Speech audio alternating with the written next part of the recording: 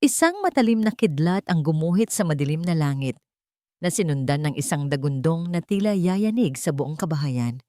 Kasabay nito ang isa pang matinding paghilab na nagpakirot sa buo niyang katawan. Napahawak ng mahigpit si Elisa sa kanyang dambuhalang tiyan, ang bawat hibla ng kanyang kalamnan ay naninikip sa sakit. Pawis at luha ang magkahalong dumadaloy sa kanyang pisngi. Marco, pakiusap, dalhin mo na ako sa ospital. Halos magmakaawa niyang sabi. Ang boses ay nanginginig sa pagitan ng bawat paghinga. Nakatayo si Marco sa harap ng salamin, abala sa pag-aayos ng kwelyo ng kanyang mamahaling polo. Hindi man lang niya ito nilingon. Ang tanging refleksyon ng pag-aalala sa kanyang muka ay ang pagkainip. Hindi ka pa ba tapos dyan, Eliza? May mahalaga akong meeting. May late na ako. Malamig niyang tugon. Meeting? Hindi makapaniwalang bulong ni Elisa. Marco, manganganak na ako. Ang anak natin. Lalabas na siya. Sa wakas ay humarap ito sa kanya. Ngunit ang mga mata nito ay walang emosyon. Walang pagmamahal, walang awa. Tanging pagkainis. At problema ko ba yan? Buwan ang binilang mo para paghandaan yan. Huwag mo akong idamay sa drama mo. Gumuho ang mundo ni Elisa. Ang lalaking pinangakuan niya ng habang buhay, ang ama ng dinadala niya, ay tinatrato siyang parang isang basura. Ano bang sinasabi mo? Humihikbi niyang tanong. Marco, asawa mo ako. Isang mapaklang tawa ang kumawala sa bibig ni Marco. Lumapit ito sa kanya. Ang bawat hakbang ay tila isang paghatol. Yumuko ito hanggang sa magkapantay ang kanilang mga mukha. Asawa? Isa ka lang palamuti, Elisa. Isang palamuti na lumana at wala ng silbi. Ngayon, isa ka ng pabigat. Hinawakan ni Elisa ang braso nito. Ang huling hibla ng pag-asa ay pinanghahawakan niya. Huwag mong sabihin yan. Mahal kita, Marco. Marahas na iwinaksi ni Marco ang kanyang kamay. Ang puwersa nito ay halos magpatumba sa kanya. Pagmamahal? Huwag mo akong patawanin. Ang kailangan ko ay isang partner na makakasabay sa akin. Hindi isang babaeng walang ginawa, kundi umiyak at maging miserable. At yang bata sa tiyan mo, isa lang yang pagkakamali. Bawat salita ay parang punyal na sumasaksak sa kanyang puso. Hindi totoo yan. Gusto mo ng katotohanan, Elisa? Sabi ni Marco. Ang boses ay puno ng kamandag. Sana mamatay na lang kayong dalawa. Napasinghap si Elisa. Ang sakit ng panganganak ay tila nawala. Napalitan ng isang sakit na mas malalim, mas matindi. Ang sakit ng pagkakanulo. Tumunog ang cellphone ni Marco. Nakita ni Elisa ang pangalan sa screen, Valerie. Agad na nagbago ang anyo ni Marco. Ang kaninang malupit na muka ay napalitan ng isang ngiti. Hello, babe? Malamig niyang sabi sa telepono. Yes, I'm on my way. Oo, na-delay lang ako ng kaunti. May kailangan lang akong tapusing basura dito sa bahay. See you in a bit. Pagkababa ng telepono, kinuha ni Marco ang kanyang leather na briefcase at naglakad patungo sa pinto. Na para bang wala si Eliza doon, isang multo sa sarili niyang pamamahay. Sinubukan ni Eliza na humabol. Bawat hakbang ay isang pakikipaglaban sa sakit. Marco, sandali. Huwag mo akong iwan. Pakiusap. Nang marating niya ang pinto, hinarangan niya ito ng kanyang katawan. Desperado na siya. Hindi ka aalis. Sabi niya, ang boses ay basag, ngunit may bahid ng determinasyon. Hindi mo kami iiwan. Tiningnan siya ni Marco na may pagkasuklam. Walang salitang namutawi sa bibig nito. Itinulak lang siya nito ng buong lakas. Tumama ang likod ni Elisa sa pader bago siya bumagsak sa sahig. Ngunit hindi pa tapos si Marco. Kinaladkad niya ito palabas ng pinto. Bitawan mo ako. Nasasaktan ako. Sigaw ni Elisa. Binuksan ni Marco ang pinto at walang awang itinulak si Elisa palabas sa gitna ng rumaragasang ulan. Bumagsak siya sa matigas at basang semento. Ang lamig ay agad na gumapang sa kanyang katawan. Ang kanyang damit pantulog ay mabilis na nababad sa tubig ulan na humahalo sa kanyang mga luha. Mula sa sahig, tumingala siya. Nakita niya si Marco, nakatayo sa may pintuan, tuyo at walang pakialam, bago nito isinara ang pinto ng malakas. Ang tunog ng paglak nito ay ang tunog ng pagsasara ng huling kabanata ng kanilang buhay. Naiwan siyang mag-isa sa dilim, sa gitna ng bagyo, habang ang sakit ng panganganak at sakit ng kataksilan ay sabay na humahagupit sa kanya. Sinubukan niyang bumangon gamit ang natitirang lakas. Kailangan niyang makahanap ng tulong para sa kanyang anak. Nang makatayo siya ng bahagya habang nakasandal sa pader ng sarili nilang bahay, isang ilaw ang tumama sa kanyang mga mata. Sa kanto ng kanilang kalye, sa ilalim ng isang poste ng ilaw, isang pamilyar na kotseng pula ang nakaparada. Ang mamahaling sports car ni Valerie. At sa loob, kahit malabo dahil sa ulan, naaninag niya ang dalawang anino. Si Marco ay pumasok sa kotse at ang anino sa driver's seat ay yumakap sa kanya.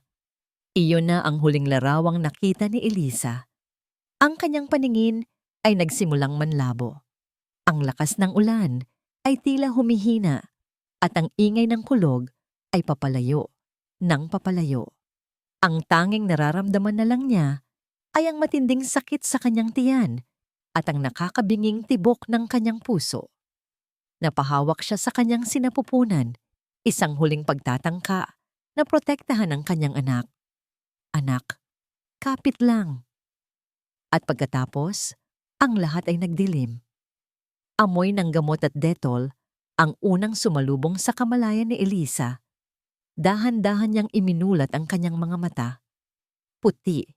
Puti ang kisame. Puti ang mga dingding na may gasgas. Puti ang kumot na nakabalot sa kanya. Nasaan siya? Isang malumanay na kamay ang humaplos sa kanyang noo. Gising ka na pala, iha, sabi ng isang maamong boses. Napalingon si Elisa at nakita ang isang babaeng nasa mga 50 anyos, nakasuot ng uniforme ng nurse. Ang kanyang nangiti ay mainit at nagbibigay kalinga. Ligtas ka na. Nasa pampublikong ospital ka. Patuloy ng nurse. Ako si Nene. Ako ang nag-asikaso sa'yo. Unti-unting bumalik ang mga alaala. Ang ulan. Ang sakit. Ang pagtataboy ni Marco. Ang kotse ni Valerie. Napahawak siya sa kanyang tiyan. Patag na ito.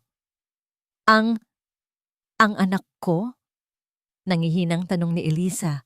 Ang takot ay nagsimulang gumapang muli sa kanyang puso. Ngumiti si Aling Nene. Narinig mo ba yan? Itinuro niya ang isang kuna sa tabi ng kama. Mula roon ay may maririnig na mahinang pag-ungol, ang tunog ng isang munting anghel. Isang malusog at napakagandang baby girl. Sinubukan ni Elisa na bumangon, ngunit pinigilan siya ni Aling Nene. Dahan-dahan lang, iha. Hihina ka pa mula sa panganganak. Tinulungan siya nitong sumandal sa mga unan. Maingat na binuhat ni Aling Nene ang sanggol mula sa kuna at dahan-dahang inilapag sa mga bisig ni Elisa. Sa sandaling iyon, nawala ang lahat. Nawala ang sakit, ang takot, ang puot. Ang natira na lang ay ang munting nilalang na mahimbing na natutulog sa kanyang mga braso. Ang maliliit nitong mga daliri na nakakuyom. Ang manipis nitong buhok na dumadampi sa kanyang balat. Ang perpekto nitong mukha. Isang butil ng luha ang pumatak mula sa mata ni Eliza. Ngunit hindi na ito luha ng pighati. Ito ay luha ng purong pagmamahal. Hi baby, bulong niya. Ako si Mama. Hinaplos niya ang malambot na pisngi nito. Ang pangalan mo ay Lily, kasi para kang isang bulaklak na sumibol sa gitna ng bagyo. Ilang oras silang ganoon lang. Si Elisa at si Lily, isang bagong mundo na silang dalawa lang ang laman. Ang bawat paghinga, bawat paggalaw ng munting sanggol ay sapat na para bigyan si Eliza ng dahilan para mabuhay. Ngunit ang katahimikang iyon ay binasag ng pagbukas ng pinto. Pumasok ang kanyang ina, si Lorna. Nakasuot ito ng magandang bestida at may bitbit na mamahaling handbag. Inilibot nito ang tingin sa maliit at simpleng silid at bakas sa mukha nito ang pandidiri. Elisa, Diyos ko, ano bang nangyari sa'yo? Mukha kang basahan. Bungad nito, walang bahid ng pag-aalala sa boses. Nay? Sabi ni Elisa, umaasang makakita ng kaunting awa. Ngunit dumiretso ang tingin ni Lorna sa sanggol. At yan na ba yan? Yan ba ang dahilan kung bakit mo sinisira ang buhay mo? Hindi makapaniwala si Elisa sa kanyang naririnig. Nanay, apo niyo po siya. Umismid si Lorna. Huwag mo akong tawaging lola ng batang yan. Elisa, nakakausap ko na si Marco at ang pamilya niya. Alam mo ba kung gaano sila kagalit? Kung gaano kalaking kahihiyan ang idinulot mo? Kahihiyan? Ako? Nay, itinaboy niya ako habang nanganganak. At anong inaasahan mo? Pasigaw na sagot ni Lorna. Naalagaan ka niya? Mayaman si Marco, Elisa. May posisyon. Hindi niya hahayaang sirain ng isang iskandalo ang lahat ng pinaghirapan niya. Inalok ka niya ng maayos na paraan. Pumirma ka lang sa divorce papers, bibigyan ka niya ng pera para makapagsimula ka ulit. Malayo sa kanya. Yumuko si Elisa at niyakap ng mahigpit si Lily. Hindi ko kailangan ng pera niya. Talaga? Tumawa si Lorna. At paano mo bubuhayin ang batang yan? Saan kayo titira? Huwag mong sabihing sa akin ka aasa. Mayroon din akong buhay na kailangang alagaan. Huminto si Lorna at may kinuha sa kanyang bag. Isang makapal na sobre. Ito, sabi niya. Inilapag ang sobre sa mesang katabi ng kama. Galing yan kay Marco. Tulong niya raw para sa'yo at para na rin sa akin. Para kumbinsihin kang gawin ang tama. Nanlamig si Elisa. Tumingin siya sa kanyang ina na ngayon ay hindi na niya halos makilala. Tumatanggap ka ng pera mula sa lalaking halos pumatay sa amin ng anak ko? Praktikal lang ako, Elisa. Depensa ni Lorna. Hindi nabibili ng pride ang gatas ng bata. Itigil mo na ang katangahan mo. Pumayag ka na sa gusto ni Marco para matapos na ang gulo. Hindi na sumagot si Elisa. Wala nang salitang kayang ipaliwanag ang sakit na nararamdaman niya. Ang pagtataksil ng kanyang asawa ay isang malalim na sugat. Ngunit ang pagtataksil ng sarili niyang ina, isa itong lason na unti-unting pumapatay sa kanyang kaluluwa. Tumalikod si Lorna at naglakad palabas. Bago ito tuluyang umalis, humarap itong muli. Nga pala, Elisa, huwag mo na akong tatawagan. Ayokong madamay sa gulo nyo. At isinara nito ang pinto. Naiwan si Eliza sa katahimikan, yakap-yakap ang kanyang natutulog na anak. Ang sobrang iniwan ng kanyang ina ay tila isang insulto sa ibabaw ng mesa. Tiningnan niya ang payapang mukha ni Lily. Ang tanging bagay na natitira sa kanya. Ang tanging bagay na mahalaga. Sa sandaling iyon, ang mga luha ng pag-asa at pighati ay naghalo at naging isang bagay na mas matibay. Determinasyon. Inilapit niya ang kanyang labi sa noo ng sanggol at bumulong ng isang pangako. Isang panunumpa na tanging silang dalawa lang ang nakarinig. Hindi kita pababayaan, anak. Lalaban si Mama para sa'yo. Ilang buwan na ang lumipas. Ang bagyo sa labas ay matagal nang tumila, ngunit ang bagyo sa loob ng buhay ni Elisa ay nagsisimula pa lamang. Ang dati nilang mansyon ay napalitan ng isang maliit na kwarto sa isang paupahan. Ang malambot na kama ay naging isang manipis na kutsyon sa sahig. Ang mga katulong ay napalitan ng sarili niyang mga kamay na pagod at may kalyo. Ngunit sa gitna ng lahat ng kawalan, may isang bagay siyang taglay na hindi kayang bilhin ng pera. Si Lily, ang bawat ngiti, bawat tawa, bawat pag-ungol ng kanyang munting anak ay sapat na gasolina para ipagpatuloy ni Eliza ang paglalakbay. Si Lily ang kanyang umaga, tanghali at gabi. Siya ang kanyang lakas. Upang may maipakain sa kanyang anak, ginamit ni Eliza ang tanging talento na alam niya, ang pagluluto. Gamit ang kaunting natira sa perang bigay ni Aling Nene, At ang luma niyang cellphone, sinimulan niya ang isang maliit na online food business. Lily's Kitchen. Sa gabi, kapag mahimbing nang natutulog si Lily sa duyan, doon magsisimula ang trabaho ni Eliza. Ang maliit na espasyo ay mapupuno ng amoy ng kanyang special adobo, kaldereta, at menudo. Sa umaga, habang karga-karga si Lily sa isang baby carrier, siya mismo ang nagde-deliver ng mga order sa mga kalapit na opisina at bahay. Pagod, pighati, pagsisikap. Iyon ang naging buhay niya. Isang gabi, habang nag-i-scroll sa kanyang page, isang komento ang pumukaw sa kanyang pansin. 5 stars! Grabe, ang sarap ng kaldereta ni Ma'am Eliza. Para akong bumalik sa luto ng nanay ko. Order ako ulit bukas. Isang maliit na ngiti ang sumilay sa kanyang mga labi. Sa unang pagkakataon, sa loob ng mahabang panahon, nakaramdam siya ng init sa kanyang dibdib. Isang patunay na may halaga ang kanyang pagod. Dahil sa magagandang review, unti-unting dumami ang kanyang mga customer. Nakabili na siya ng mas masustansyang gatas para kay Lily. Nakabili na rin siya ng isang maliit na electric fan para hindi sila masyadong mainitan sa gabi. Maliliit na bagay. Ngunit para kay Eliza, ang mga ito ay malalaking tagumpay. Ngunit ang mumunting butil ng pag-asa ay hindi pala maaaring mamulaklak ng payapa. Isang araw, nakatanggap siya ng pinakamalaking order niya. 20 food packs ng adobo. Ginamit niya ang halos lahat ng natitira niyang pera para mamili ng mga sangkap.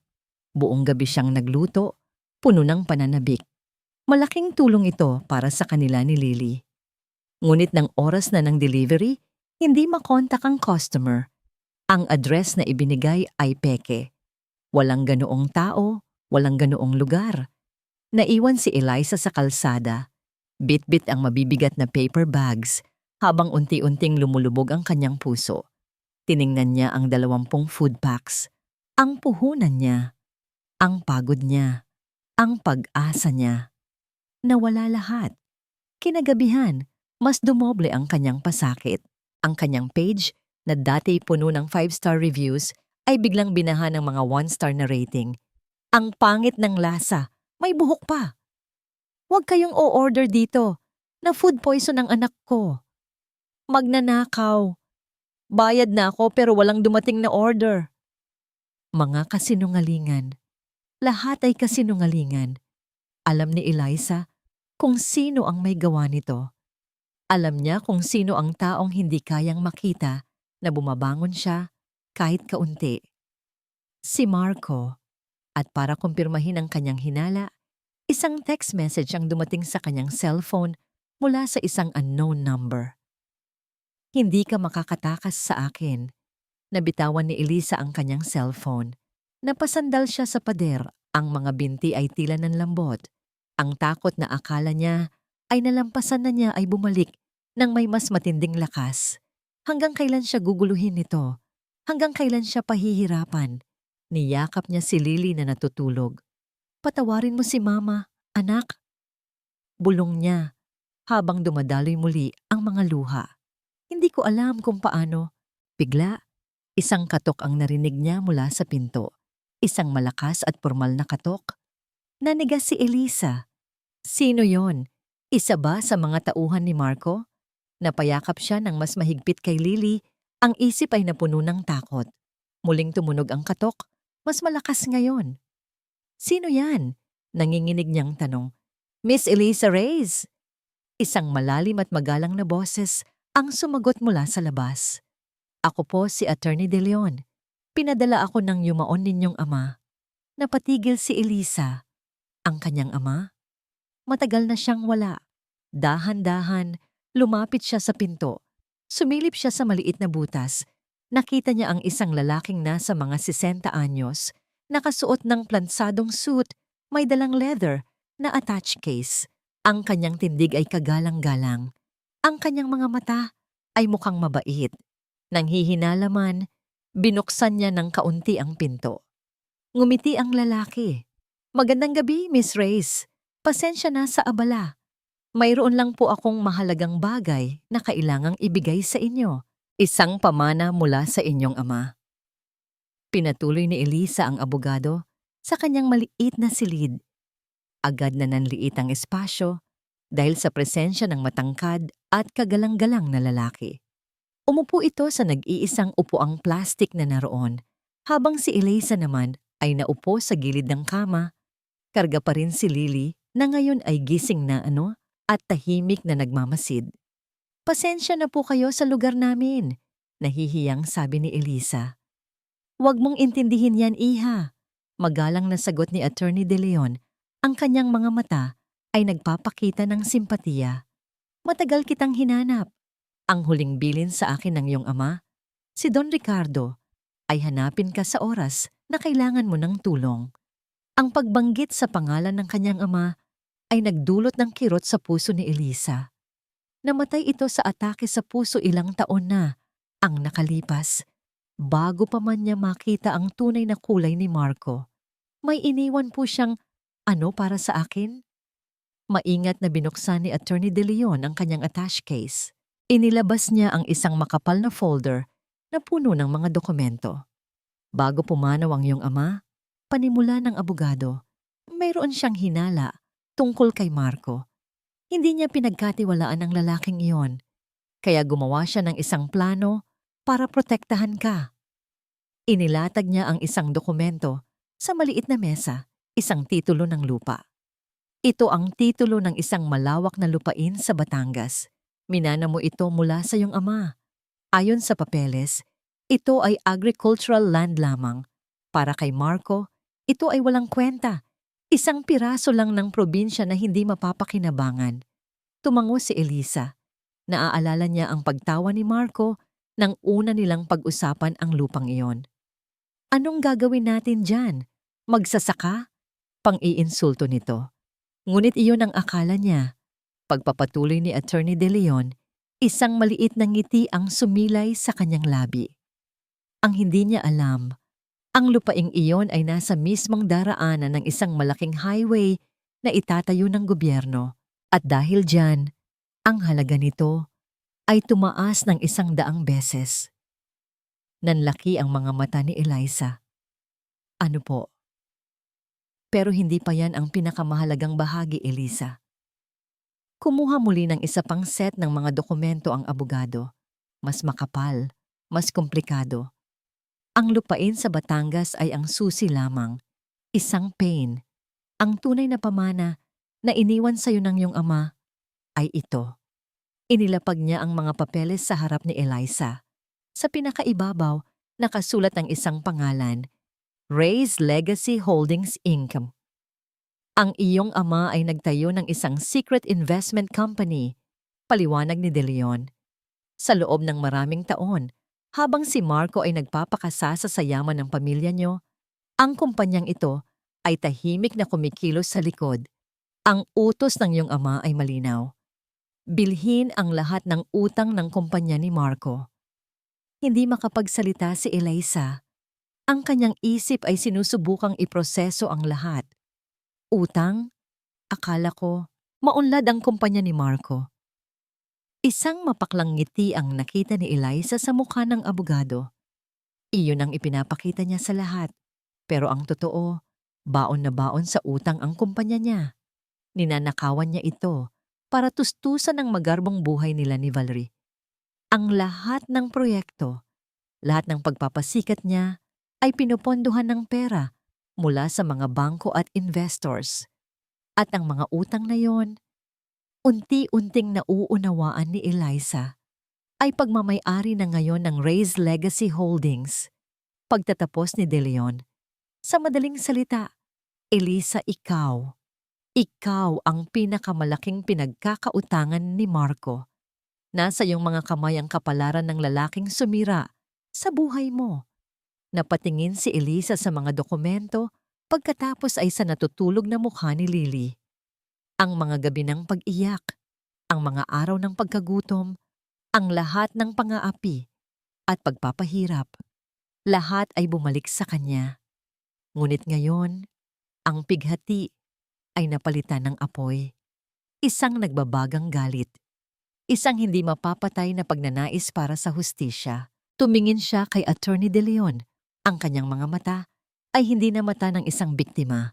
Ito na ang mga mata ng isang reyna na handa nang bawiin ang kanyang kaharian. Ano po ang kailangan kong gawin? Tanong niya. Ang kanyang boses ay matatag at puno ng determinasyon. Kinuha ni Attorney De Leon ang isa pang papel at isang ballpen. Simple lang ang unang hakbang. Kailangan nating i-activate ang iyong inheritance. Gamitin ang titulo ng lupa sa Batangas bilang kolateral para makuha ang kontrol sa investment company. Pagkatapos po niyan, ngumiti si Attorney De Leon. Isang ngiti ng isang general na handa nang sumabak sa giyera. Pagkatapos niyan, Elisa, hindi lang tayo babawi. Aangkinin natin ang lahat. Tinignan ni Elisa ang ballpen. Ang isang piraso ng plastik na yon ang magiging sandata niya. Ang pirma niya ang magiging simula ng pagbagsak ni Marco. Naramdaman niya ang paggalaw ni Lily sa kanyang mga bisig. Iminulat ng sanggol ang mga mata nito at ngumiti sa kanya. Isang ngangiting walang bahid ng kasamaan ng mundo. Para sa iyo, anak, sabi ni Elisa sa kanyang isip. Buong tapang niyang kinuha ang ballpen mula kay Attorney De Leon. Isang pirma mo lang, Elisa, sabi ng abogado. At sisimulan na natin ang laro. Walang pag-aalinlangan, inilapat niya ang dulo ng ballpen sa papel at isinulat ang kanyang pangalan. Elisa Reyes. Ang pangalan na minsang niyurakan ni Marco ay ang pangalan ding wawasak sa kanya. Ang tunog ng pagtama ng golf club sa bola ay sinundan ng isang malutong na thwack na umalingaw-ngaw sa malawak at luntiang golf course. Nice shot, Sir Marco. Papuri ng isa sa kanyang mga kasosyo sa negosyo. Ngumisi si Marco at ibinaba ang kanyang club. Pinapanood ang puting bola na lumipad ng mataas sa himpapawid bago ito bumagsak malapit sa butas. Perpekto, tulad ng lahat ng bagay sa kanyang buhay. Practice lang yan, mayabang niyang sabi. Pagkatapos ng laro, habang nagpapahinga sa clubhouse, dumating si Valerie. Nakasuot ito ng isang puting tennis dress na yakap ang kanyang katawan. Agad na napatingin ang lahat ng lalaki sa kanilang paligid. Ipinagmamalaki ito ni Marco. Ito ang kanyang tropeyo. Ang babaeng sumasalamin sa kanyang tagumpay. Hi babe! Bati ni Valerie sabay halik sa kanyang pisngi. May dala akong champagne. Let's celebrate. Celebrate what? Tanong ni Marco habang ipinupulupot ang braso sa baywang nito. My new endorsement of course. At ang bago mong kotse. At ang bago nating buhay. Bulong nito sa kanya. Tumawa si Marco. Buhay na perpekto. Buhay na walang Elisa. Buhay na walang pabigat. Ngunit ang pagdiriwang ay naudlot nang tumunog ang kanyang cellphone. Isang tawag mula kay Anton, ang kanyang CFO. Ano na naman to, Anton? It's my day off. Inis niyang sagot. Sir, I'm sorry to disturb you pero kailangan niyo pong malaman to. Nanginginig ang boses ni Anton sa kabilang linya. Ang Ishikawa Group. Bigla na lang silang nag-pull out ng investment. Lahat. Walang pasabi. Nawala ang ngiti sa mukha ni Marco. Ang Ishikawa Group, ang isa sa mga pinakamalaki niyang investor mula Japan. Ano ang dahilan nila? Mariing tanong niya. Wala sir. Internal restructuring lang daw. Pero ang laki ng butas na iniwan nila. Apektado ang cash flow natin para sa bagong project. Then find another investor. Yan ang trabaho mo. Sigaw ni Marco bago marahas na ibinaba ang tawag. Problema? Tanong ni Valerie. Ang ngiti ay napalitan ng pag-aalala. Wala. Maliit na bagay. Pagsisinungaling ni Marco. Mga duwag lang ang mga hapon na yon. Ngunit sa mga sumunod na araw, ang maliit na bagay ay naging isang malaking sunog. Ang isa pang investor ay umatras. Ang isang bangko ay biglang naniningil ng kanilang utang ng mas maaga. Para siyang nasa isang barko na unti-unting pinapasok ng tubig mula sa iba't ibang butas. Sa isang emergency board meeting, pinagalitan niya ang lahat ng kanyang mga tauhan. Nagbato siya ng mga folder. Nagmura. Ipinakita niya na siya pa rin ang may kontrol. Ano't natutulog kayo sa pansitan?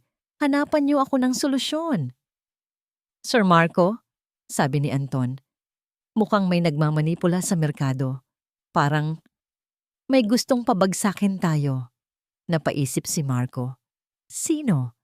Ang kanyang mortal na karibal sa industriya. Si Mr. Gozon? Posible. Matagal na nilang gustong makuha ang kanyang posisyon. Si Gozon, yang matandang hukluban na yan, bulong niya sa sarili. Akala niya kaya niya ako. Kinagabihan, habang nasa opisina pa rin at sinusubukang ayusin ang gusot, naging mas mapilit si Valerie. Marco, are you sure everything is okay? Tanong nito sa telepono. Nabalitaan ko ang tungkol sa Ishikawa at sa bangko. Is our money safe? Yung mga pinag-ipunan natin? Of course, it's safe. Huwag kang mag-alala. Ako ang bahala sa lahat. Inis na sagot ni Marco. Pagkababa niya ng telepono, binuksan niya ang kanyang laptop para tingnan ang kanyang personal na email. Doon, isang bagong mensahe ang naghihintay sa kanya. Mula sa isang unknown sender. Ang subject, laro tayo. Kinilabutan siya, ngunit binuksan pa rin niya ito. Ang laman ng email ay isang litrato lamang. Isang chessboard. Dito, isang itim na reyna. Ang katatapos lang kumain sa isang puting tore. At sa ilalim ng litrato, isang salita lang ang nakasulat. Check. Nanigas si Marco sa kanyang upuan. Tinitigan niya ang imahe. Isang laro. Isang kalaban na hindi niya kilala. Sino ang nasa likod nito? Si Gozon ba? O meron pang iba? Isang multo mula sa nakaraan? Isinara niya ang kanyang laptop ng malakas. Ang pagiging kampante niya ay unti-unting napapalitan ng isang pakiramdam na matagal na niyang hindi naramdaman. Pagkabahala. At sa unang pagkakataon, naisip niya si Elisa. Nasaan na kaya siya? Ano na ang nangyayari sa kanya? Imposible, sabi niya sa sarili. Isa lang siyang mahinang babae.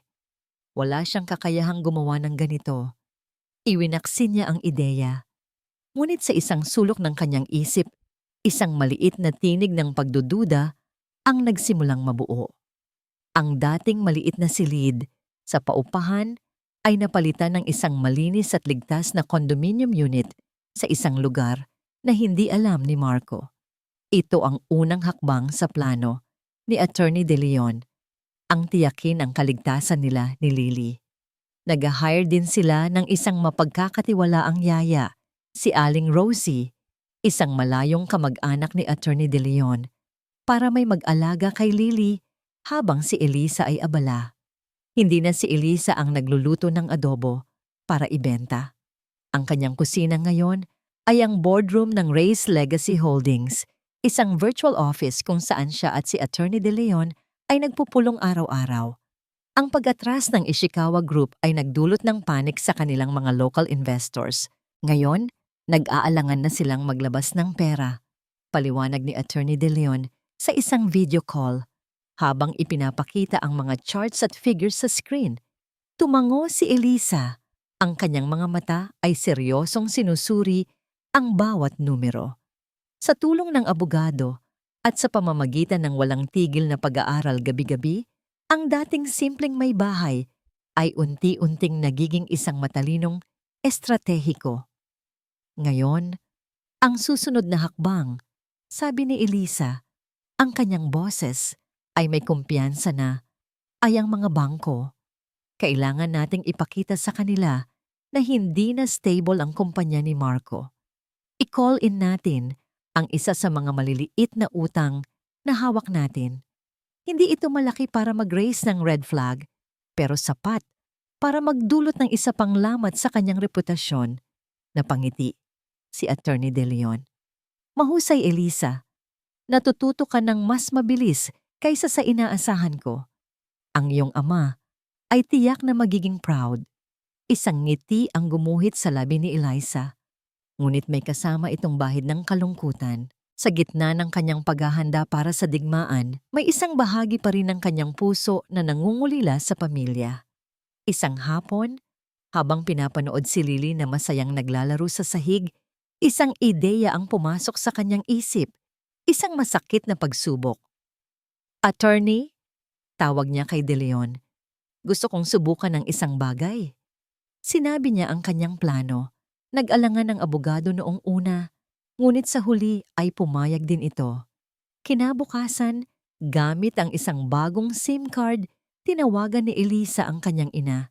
Sinadya niyang gawing nanginginig at puno ng pighati ang kanyang boses. Nay, sabi niya, na para bang nagpipigil ng hikbi. Elisa, paano mo nakuha ang numero ko? Saan ka tumatawag? Gulat na tanong ni Lorna. Nay, tulungan niyo po ako. Pagpapatuloy ni Eliza. Yung online business ko nalugi po. Nag-report yung mga customer na nalason daw. Ngayon, gusto nila akong idemanda. Natatakot po ako, Nay. Baka kunin nila sa akin si Lily. Natahimik sandali si Lorna sa kabilang linya. Ano? Paano nangyari iyan? Sinabi ko na sa'yo, hindi praktikal yung ginagawa mo. Wala na po kaming pera, Nay. Kahit pambili ng gatas ni Lily, halos wala na. Pakiusap po, Nay. Kahit konti lang, pahiram po muna. Ibabalik ko rin po agad. Isang mahabang katahimikan. Narinig ni Elisa ang malalim na pagbuntong hininga ng kanyang ina. Hay nako, Elisa. Sige na, sige na. Sa wakas ay sabi nito, ang boses ay may halong awa. Saan kita pwedeng padalhan? Huwag kang mag-alala. Tutulungan ka ni Nanay. Isang maliit na butil ng pag-asa ang sumibol sa puso ni Elisa. Baka nga nagbago na ang kanyang ina. Baka sa huli, dugo pa rin ang mananaig. Salamat po, Nay. Maraming salamat po. Pagkababa ng tawag, nakaramdam siya ng kaunting gaan, ngunit ang utos ni Attorney De Leon ay malinaw. Huwag munang magtiwala. Makalipas ang isang oras, tumawag si Attorney De Leon kay Elisa. Elisa, seryoso ang boses nito. Mayroon akong hindi magandang balita. Ang tawag ng nanay mo, na-trace namin, at meron din kaming recording ng sumunod niyang tawag. Ano pong sumunod na tawag? Kinakabahang tanong ni Elisa. Tumawag siya.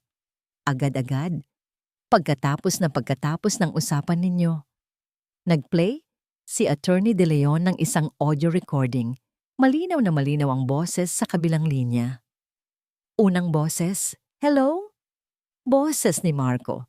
Ikalawang boses, Marco, si Lorna ito.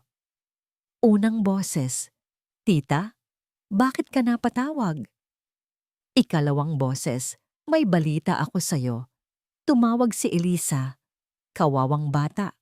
Nalugi na raw ang munti niyang negosyo at may demanda pa. Wala na raw siyang pera kahit panggatas. Mukhang malapit ng sumuko. Baka ito na ang tamang panahon para kunin mo ang bata. Nabitawan ni Elisa ang kanyang cellphone. Tumama ito sa sahig na may malakas na kalabog. Ang mumunting pag-asa na sumibol sa kanyang puso kanina ay biglang nalanta at naging abo. Ang kanyang sariling ina. Ipinagkanulo siya ulit. Pinulot niya ang cellphone. Hindi siya umiyak. Wala nang luhang gustong pumatak. Ang natira na lang ay ang nagyayelong lamig sa kanyang dibdib. Isang determinasyon na mas matigas pa kaysa sa bakal. Attorney, sabi niya, ang boses ay walang emosyon. Ihanda niyo na po ang lahat. Para saan, Elisa? Handa na ang lahat para sa grand finale. Sagot niya, ginagamit ang mismong mga salita ng abogado. Ang party ng kumpanya ni Marco. Ang opisina ni Marco ay parang isang hawla para sa isang mabangis na hayop na hindi mapakali. Pabalik-balik siya sa paglalakad. Ang mamahalin niyang sapatos na Italyano ay gumagawa ng nakakairitang tunog sa makintab na sahig. Lahat ng pader ay tila gumuho sa paligid niya. Ang balita tungkol sa pag-pull out ng mga investor ay kumalat na parang apoy. Ang mga bangko ay sunod-sunod na naniningil. Ang stock market value ng kanyang kumpanya ay bumagsak ng husto. Ang mga kasosyo niya sa negosyo na dati yumuyukod sa kanya ay hindi na sumasagot sa kanyang mga tawag. Paano nangyayari to? Sigaw niya sa kawalan. Pinagtulungan nila ako. Pinagtulungan ako ni Gozon. Ngunit sa likod ng kanyang isip, alam niyang hindi lang si Gozon ang may gawa nito. Masyadong malinis, masyadong planado, masyadong personal. Inutusan niya ang kanyang private investigator na alamin ang lahat. Bawat kumpanyang biglang naniningil, bawat investor na biglang umatras. At pagkatapos ng isang linggo, dumating ang resulta. Isang pangalan, isang law firm na kumakatawan sa halos lahat ng mga ito. De Leon and Associates. De Leon, bulong ni Marco. Ang pangalan ay pamilyar. Saan niya nga ba ito narinig? At pagkatapos, isang alaala ang biglang pumasok sa kanyang isip. Noong araw ng libing ng ama ni Elisa, isang matandang abogado na tahimik na nakamasid sa isang sulok. Ang mga mata nito ay puno ng lungkot at pagdududa. Ang abogado ng pamilya ni Elisa, nagsimulang magtagpi-tagpi ang lahat sa kanyang isip. Ang lupain sa Batangas na akala niya'y walang kwenta. Ang biglaang paghilom ng mga sugat ni Elisa, ang katahimikan nito. Imposible. Hindi niya kaya to. Sabi niya sa sarili, sinusubukang kumbinsihin ang sarili. Isa lang siyang hangal na babae. Ngunit ang ebidensya ay nasa harap na niya. Pinaglaruan siya. Isang babaeng akala niya'y durog na ang siyang dahan-dahang dumudurog sa kanya. Kasabay ng pagbagsak ng kanyang imperyo ay ang pag-alis ng mga taong akala niya'y kakampi niya. Si Valerie, na dati malambing, ay naging isang halimaw na laging nanunumbat. Ano na, Marco? Ang sabi mo, maayos ang lahat. Sigaw nito sa gitna ng isang matinding pagtatalo. Lahat ng pinaghirapan ko mawawala dahil sa'yo. Baka dapat maghiwalay na tayo habang may natitira pa sa akin. Ang banta ni Valerie ang huling patak na nagpaapaw sa kanyang galit. Desperasyon. Iyon ang nararamdaman niya. At ang isang taong desperado ay gagawin ng lahat. Kung si Eliza ay gumagamit ng pera at kapangyarihan para labanan siya, gagamitin niya ang isang bagay na alam niyang magpapaluhod dito. Isang bagay na mas mahalaga pa kaysa sa lahat ng pera sa mundo. Ang kanilang anak. Sa gitna ng kanyang galit, isang demonyong ideya ang nabuo sa kanyang utak.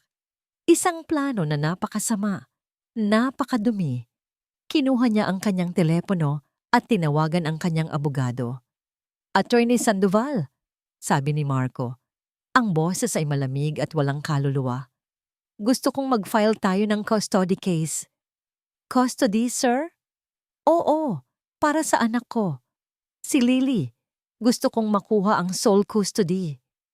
Pero Sir Marco, medyo mahirap yan. Ang batas ay karaniwang pumapabor sa ina, lalo na kung sanggol pa. Isang masamang nangiti ang gumuhit sa labi ni Marco. Gawan mo ng paraan. Mayroon akong impormasyon, ang ina ng bata. Si Elisa Reyes ay mentally unstable. Iniwan niya ang aming bahay. Wala siyang permanenteng tirahan. Walang kakayahang pinansyal para alagaan ang isang bata. May record din kami ng kanyang emotional breakdowns noon pa. Gagamitin natin lahat yan. At mayroon pa. Dagdag niya, naalala ang tawag ni Lorna. May testigo ako. Ang sarili niyang ina ang magpapatunay na pabaya siyang ina. Katahimikan ang sumunod sa kabilang linya. Kahit ang sanay ng abogado ay tila nasindak sa kanyang plano. Ihanda mo na ang lahat ng papeles. Mabilis. Utos ni Marco bago ibaba ang tawag. Napaupo siya sa kanyang swivel chair. Sa unang pagkakataon sa loob ng maraming linggo, nakaramdam siya ng kapangyarihan muli. Akala mo matalino ka, Elisa? Akala mo kaya mo akong talunin? Tingnan natin kung paano ka lalaban kapag ang sarili mo ng anak ang nakataya. Isinandal niya ang kanyang ulo at ipinikit ang mga mata. Iniisip ang magiging itsura ni Elisa kapag natanggap nito ang demanda, ang kanyang pagkagulat, ang kanyang takot, ang kanyang pagmamakaawa. Ito ang kanyang huling alas, ang pinakamatamis na paghihiganti. Samantala, sa kanyang condominium unit, katatapos lang sukatin ni Eliza ang isang eleganteng itim na bestida. Ito ang isusuot niya para sa grand party ng kumpanya ni Marco. Ito ang gabi ng kanyang tagumpay. Nakatingin siya sa salamin, isang ngiti ng kumpiyansa sa kanyang muka. Hanggang sa isang katok sa pinto, ang bumasag sa katahimikan. Iniabot ng building receptionist ang isang sobre mula sa isang courier. Isang opisyal na sulat mula sa korte. Nagtataka. Binuksan niya ito. Habang binabasa niya ang bawat salita sa papel, unti-unting nawala ang kulay sa kanyang mukha. Petition for sole custody. Unfit mother. Mentally and emotionally unstable. Financial incapacity. Ang bawat parirala ay isang sampal, isang saksak, isang lason. Ang papel ay nahulog mula sa kanyang nanginginig na mga kamay at lumapag sa sahig. Ang kanyang plano, ang kanyang paghihiganti, ang kanyang kumpanya. Nawala lahat ng yon sa isang iglap. Ang tanging nakikita na lang niya ay ang panganib na mawala sa kanya ang nag-iisang bagay na nagbibigay kahulugan sa kanyang buhay. Ang kanyang anak na si Lily. Ang grand ballroom ng isang 5-star hotel ay kumikinang sa ilalim ng mga dambuhalang chandelier. Ang mga pinakamayayamang tao sa Maynila ay naroon, nakasuot ng kanilang mga pinakamamahaling damit, umiinom ng champagne, at nagpapalitan ng mga pekeng ngiti. Ito ang gabing dapat sana ay magpapatunay sa lahat na si Marco, sa kabila ng mga bali-balita, ay matatag pa rin. Nakatayo si Marco sa entablado, sa likod ng isang podium na may logo ng kanyang kumpanya. Pilit siyang ngumingiti. Sinusubukang itago ang kaba sa kanyang dibdib. Sa kanyang tabi ay si Valerie, na parang isang reyna sa kanyang kumikinang na gown. Sa unahang lamesa, naroon si Lorna, ang ina ni Eliza, na pumapalakpak ng may pagmamalaki. Mga kaibigan, kasamahan, mga pinagkakatiwalaang partner. Panimula ni Marco, ang kanyang boses ay umalingaw-ngaw sa buong ballroom. Marami tayong narinig na mga tsismis nitong mga nakaraang linggo. Mga kasinungalingan na galing sa mga taong inggit sa ating tagumpay. Ngunit ngayong gabi, papatunayan natin sa kanila na sila ay nagkakamali. Itinaas niya ang kanyang kamay na para bang isang emperador na haharap sa kanyang mga nasasakupan. Ngayong gabi, ipinagmamalaki kong i-announce ang ating pinakabagong proyekto, ang Marco Towers na Pacabamaw, ang magiging pinakamataas na gusali sa buong bansa. Isang video presentation ang nagsimulang umikot sa malaking screen sa likod niya. Nagpapakita ng mga digital na imahe ng isang napakataas na gusali. Nagpalakpakan ang mga tao, ang iba ay may pag-aalinlangan, ang iba ay tunay na humanga. Si Marco ay ngumiti ng may tagumpay. Akala nila ay tapos na siya. Ngunit ginamit niya ang huling-huling natitirang pondo ng kumpanya para sa gabing ito, para sa presentasyong ito, isang huling sugal. At ang proyektong ito, pagpapatuloy niya, ay simbolo ng ating katatagan, isang simbolo na hindi tayo basta-basta mapapabagsak. Ngunit bago pa matapos ang kanyang pangungusap, ang dalawang malalaking pinto sa likod ng ballroom ay dahan-dahang bumukas. Natigil ang palakpakan. Lahat ng ulo ay lumingon. Ang musika ay humina. Mula sa dilim, isang anino ang lumitaw. Isang babae, nakasuot ng isang simple ngunit eleganteng itim na bestida na lalong nagpapatingkad sa puti niyang balat. Ang kanyang buhok ay nakapusod ng maayos. Ang kanyang paglalakad ay kalmado. Bawat hakbang ay may bigat at layunin. Hindi siya nakatingin sa kung sino man. Ang kanyang mga mata ay nakapako lamang sa isang tao sa entablado. Si Eliza. Ang bulong-bulungan ay kumalat sa buong silid. Sino yan? Hindi ba't yan ang Asawa niya? Anong ginagawa niya dito? Ang mukha ni Marco ay namutla. Si Valerie ay nanigas sa kanyang kinatatayuan. Si Lorna ay napanganga. Hindi makapaniwala sa kanyang nakikita. Sa tabi ni Elisa ay si Attorney De Leon na may dalang isang briefcase. Nagpatuloy sila sa paglakad hanggang sa marating nila ang harap ng entablado. Hindi sila umimik. Hinayaan nilang ang katahimikan ang magsalita para sa kanila. Elisa? Sa wakas ay sabi ni Marco, sinusubukang maging kalmado. Anong ginagawa mo dito? This is a private event. Isang malamig na ngiti ang sumilay sa labi ni Elisa. Talaga, Marco?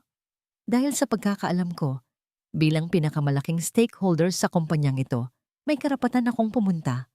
Mas lumakas ang bulungan. Stakeholder? Anoong pinagsasabi mo? Tumatawang sabi ni Marco. Nababaliw ka na ba? Hindi, Marco. Katunayan. Ngayon lang ako naging ganito kalinaw. Sagot ni Elisa. Ang kanyang boses ay matatag at malinaw. Sapat para marinig ng lahat. Humarap siya sa mga manonood. Magandang gabi sa inyong lahat. Ako si Elisa Reyes. At ngayong gabi, may isang maikling kwento akong gustong ibahagi sa inyo. Tumingin siya muli kay Marco. Ito ay isang kwento tungkol sa isang gabi ng Baguio.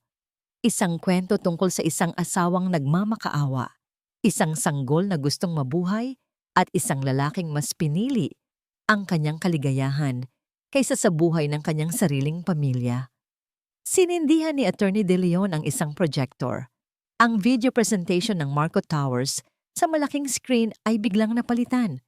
Ang unang lumabas ay mga bank statement, mga withdrawal ng milyon-milyong piso na papunta sa mga secret offshore accounts, mga account na nakapangalan kina Marco at Valerie. Sunod, isang audio recording, ang boses ni Lorna, malinaw na malinaw. Habang kausap si Marco sa telepono, ipinagkakanulo ang sarili niyang anak. Sunod, mga litrato. Si Marco at Valerie na magkasama sa iba't ibang lugar sa mundo. Sa mga petsang dapat sana ay nasa business trip si Marco. Ang mga tao sa ballroom ay hindi makapaniwala. Ang kanilang mga telepono ay nagsimulang maglabasan, nagre-record ng lahat. Mga kasinungalingan. Sigaw ni Marco, ang kanyang mukha ay pula na, sa galit at kahihiyan. Gawa-gawa lang yan lahat. Talaga ba? Tanong ni Eliza. Kung gayon, paano mo ipapaliwanag ito? Ang huling ebidensya ang lumabas sa screen. Isang dokumento. Ang kasunduan na nagpapatunay na ang Reyes Legacy Holdings ang nagmamay-ari ng mayorya ng mga umautang ng kumpanya. At sa ilalim nito, ang pangalan ng may-ari, Eliza Reyes, na tahimik ang lahat. Ang proyektong Marco Towers na ipinagmamalaki mo, sabi ni Eliza, ang kanyang boses ay tila isang hatol. Hindi yan mangyayari dahil simula bukas, lahat ng assets ng kumpanyang ito ay magiging frozen. At ikaw, Marco, tiningnan niya ito ng diretso sa mata, ay haharap sa maraming kaso ng pagnanakaw at pandaraya. Sa hudyat ni Attorney De Leon, ang mga pinto sa likod ay muling bumukas. Ngunit hindi na ito isang eleganteng babae. Mga pulis, nakauniporme at seryoso, naglakad sila papasok. Nagkagulo ang mga tao. Si Valerie, sa sobrang takot, ay sinubukang tumakbo. Ngunit hinarangan siya ng mga pulis. Umatras si Marco, napasandal sa podium. Wala na ang yabang, wala na ang kapangyarihan. Ang natira na lang ay takot. Hindi mo to pwedeng gawin sa akin, Eliza. Nagmamakaawa niyang sabi. Nagawa mo sa akin, Marco. Malamig na sagot ni Elisa. At sa anak natin. Nilapitan ng mga pulis si Marco at pinusasan ang kanyang mga kamay sa likod. Habang dinadala siya palabas, ang lahat ng kamera ng media na nag-aabang sa labas ay nagsimulang mag-flash. Ang kanyang pagbagsak ay naging isang national spectacle. Pagkatapos ng kaguluhan, Nang halos wala ng tao sa ballroom, nilapitan ni Eliza ang kanyang ina na nakaupo pa rin, tulala at nanginginig. Tumingin si Lorna sa kanya. Ang mga mata ay puno ng luha ng pagsisisi. Hinawakan nito ang laylayan ng bestida ni Eliza. Lumuhod ito sa sahig. "Patawarin mo ako, anak. Patawarin mo si nanay." Humagulgol ito. Tiningnan ni Eliza ang kanyang ina na nakaluhod. Ang babaeng nagbigay buhay sa kanya at ang babaeng paulit-ulit na tumalikod sa kanya. Wala ng galit, wala ng puot. Ang nararamdaman na lang niya ay isang malalim na awa at pagod. Ang mga sumunod na araw ay naging isang malaking ipo-ipo. Ang pangalan ni Eliza Reyes ay nasa lahat ng balita. Ang kwento niya ay nasa bawat pahayagan at palabas sa telebisyon. Tinawag siyang The Phoenix, The Avenging Queen, The Business Magnate. Ngunit para kay Eliza, ang mga titulo ay walang kahulugan. Ang kanyang naging mundo ay ang dating opisina ni Marco. Malawak ito at may magandang tanawin ng buong syudad. Ngunit para sa kanya, malamig ito at walang buhay. Sa rekomendasyon ng Board of Directors na natakot sa laki ng utang nila sa kanya, itinalaga siyang pansamantalang CEO para pamunuan ang paglilinis at pag-ayos muli sa nalulugmok na kumpanya. Naging abala siya sa sunod-sunod na mga pulong, pag-aaral ng mga dokumento, at paggawa ng mga mahihirap na desisyon. Ngunit sa bawat pirma niya sa isang papel, sa bawat pag-upo niya sa silyang dating pag-aari ni Marco, isang pakiramdam ng kabigatan ang kanyang nararamdaman. Ang tagumpay ay may lasang abo. Isang hapon, habang nag-iisa sa opisina, tinitingnan ang mga larawan ni Lily sa kanyang telepono. Isang tawag ang kanyang natanggap. Isang numerong hindi nakarehistro. "Hello?" Sagot niya. "Anak." Isang mahinang boses ang narinig niya. Boses ng kanyang ina. Natahimik si Eliza. Hindi niya alam kung ano ang sasabihin. Gusto lang kitang kamustahin." Pagpapatuloy ni Lorna, ang boses ay nanginginig. "Nakita kita sa TV. Ipinagmamalaki kita." Isang mapaklang na ngiti ang sumilay sa labi ni Eliza. "Talaga, Nay? Ngayon na mayaman na ulit ako?" "Hindi, Eliza. Hindi sa ganoon." "Kung gayon, ano?" "Nay, bakit ngayon lang?" Tanong ni Eliza, hindi na napigilan ang sakit sa kanyang boses. "Nasaan kayo noong nasa sahig ako? Nagmamakaawa? Nasaan kayo noong wala akong pambili ng gatas? Nasaan kayo noong kailangan ko ng isang ina?" Isang mahinang hikbi ang narinig niya mula sa kabilang linya. Walang sagot. "Gusto ko kayong makita," sabi ni Eliza pagkatapos ng mahabang katahimikan. Sa huling pagkakataon, nagkita sila sa isang maliit at tahimik na simbahan, malayo sa gulo ng media. Nakaupo si Lorna sa isa sa mga bangko sa harap, nakayuko. Malaki ang ipinayat nito. Ang mga mamahaling damit ay napalitan ng simpleng bestida. Ang dating postura ng pagmamataas ay nawala. Napalitan ng isang aura ng kalungkutan at pagsisisi. Umupo si Eliza sa tabi niya. May 1 metrong pagitan. "Umalis na ako sa bahay na ibinigay sa akin ni Marco," panimula ni Lorna, hindi tumitingin sa kanya. "Nakatira ako ngayon sa isang maliit na apartment. Naghahanap ako ng trabaho." Hindi umimik si Eliza. Alam kong huli na ang lahat para sa pagsisisi." "Eliza," sabi ni Lorna, ang mga luha ay nagsimula nang pumatak sa kanyang mga pisngi. Walang salita ang makakapagpaliwanag kung bakit ko nagawa yon.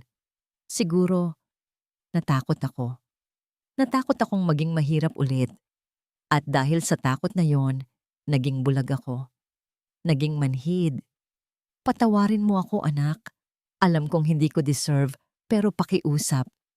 Tumingin si Eliza sa altar, sa imahe ni Jesus na nakapako sa krus. "Noong gabing itinaboy ako ni Marco," mahinang sabi ni Eliza. "Habang nakahiga ako sa basang kalsada, iisa lang ang nasa isip ko. Nanay, tinatawag kita sa isip ko Umaasang maririnig mo ako. Umaasang darating ka para iligtas ako. Tumingin siya sa kanyang ina. Pero hindi ka dumating, Nay. At doon ko natutunan ang pinakamasakit na leksyon na sa huli, ako lang ang sasagip sa sarili ko at sa anak ko. Tumayo si Elisa. Kumuha siya ng isang sobre mula sa kanyang bag at iniabot ito sa kanyang ina. Ano to? Tanong ni Lorna. Pera. Sapat para makapagsimula ka ulit. Sapat para hindi mo na kailangang matakot maging mahirap. Sabi ni Eliza. Gawin mo ang hindi mo nagawa para sa akin. Iligtas mo ang sarili mo. Hinawakan ni Lorna ang kamay ni Eliza. Salamat, anak. Salamat. Ibig sabihin ba nito? Hinila ni Elisa ang kanyang kamay. Ibig sabihin nito, Nay, balang araw siguro mapapatawad kita, pero hindi ko kayang makalimot at hindi ko kayang magtiwala ulit. Kailangan nating maglakad sa magkaibang landas. Tumalikod si Eliza at nagsimulang maglakad palayo. Bawat hakbang ay mabigat. Elisa! Huling tawag ng kanyang ina. Huminto si Eliza, ngunit hindi lumingon. Mahal na mahal kita, anak. Isang huling luha ang pumatak mula sa mata ni Elisa. Pinunasan niya ito agad. Nagpatuloy siya sa paglalakad palabas ng simbahan, hindi na muling lumingon pa. Pagkasakay niya sa kanyang kotse, kinuha niya ang kanyang cellphone. Tinitigan niya ang pangalan ng kanyang ina sa contacts, Nanay. Pinindot niya ito ng matagal at pinili ang delete. Isang kabanata ng buhay niya ang tuluyan ng nagsara. Tiningnan niya ang picture ni Lily sa screen ng kanyang telepono. Ang ngiti nito, ang tanging liwanag na kailangan niya. Ngumiti siya. Sa wakas, malaya na siya. Isang taon ang lumipas. Ang kumpanyang minana ni Eliza ay hindi na tinatawag na Marcos Company. Sa ilalim ng kanyang pamumuno, pinalitan niya ito ng bagong pangalan, Ray's Lily Group. Ang logo, isang bulaklak ng liryo na umaahon mula sa itim na lupa, ay sumasalamin sa kanyang paglalakbay. Sa loob lamang ng 12 buwan, binago niya ang kumpanya.